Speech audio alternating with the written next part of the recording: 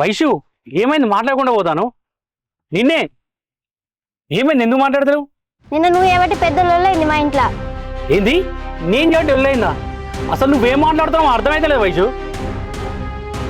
నువ్వు కాకపోతే ఎవరు చేసి మరి బయటికి పోవడం అద్దంటే విన్నావా?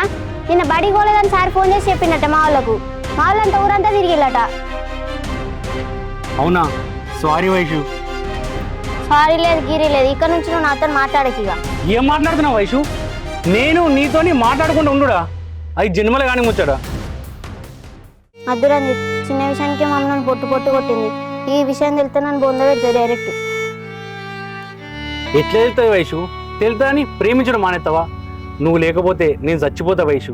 మాట్లాడకపోతే చచ్చిపోతా అని నువ్వు అంటాను, మాట్లాడితే మా అమ్మ చంపేస్తుంది. నేనేం చేయాలి రంజిత్? భయపడక వైషు, ప్రేమ ఉన్న కాడ భయం ఉండద్దు.